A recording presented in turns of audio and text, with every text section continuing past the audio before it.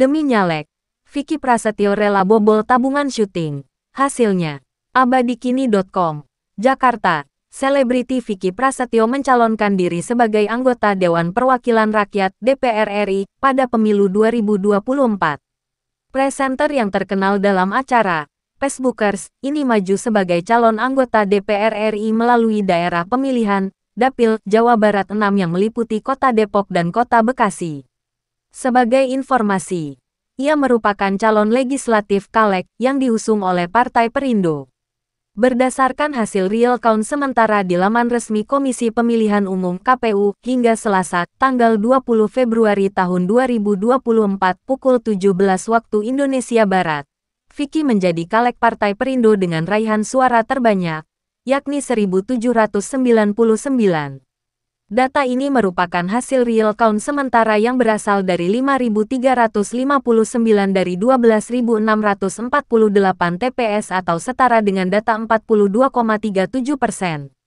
Meskipun Vicky berhasil meraih suara tertinggi di partainya, sosok berusia 39 tahun itu terancam gagal menduduki kursi di Senayan.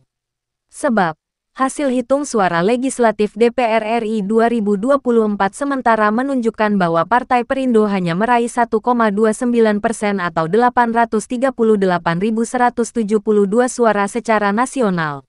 Dalam Undang-Undang Nomor 7 Tahun 2017 tentang Pemilihan Umum Pemilu, Pasal 414 Ayat 1, partai politik peserta pemilu harus memenuhi ambang batas perolehan suara minimal 4% dari jumlah suara sah secara nasional untuk dapat memperoleh jatah kursi di Senayan.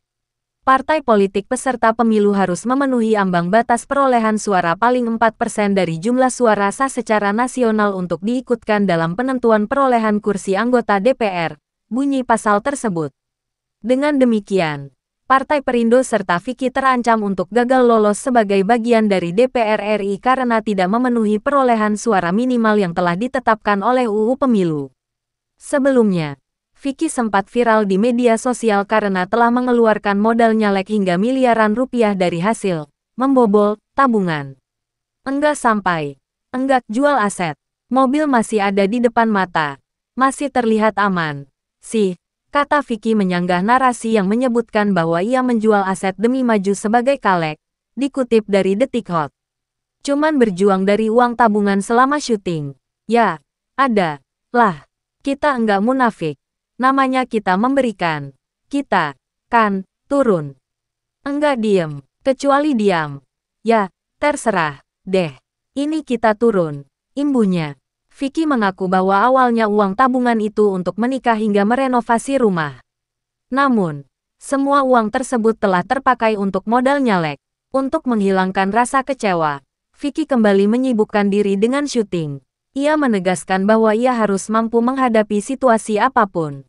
Sudah mulai, aku bilang sama manajemen aku, yuk, kita syuting. Alhamdulillah hari ini ada 4 syuting ada live FYP, ujar Vicky.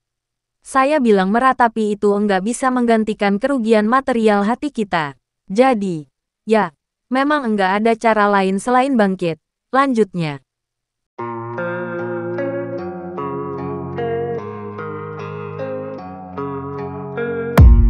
I don't really know what comes next. I'm just doing my best even though I'm so stressed out. Everything just feels like a test that I fail, so depressed when I can't seem to get out.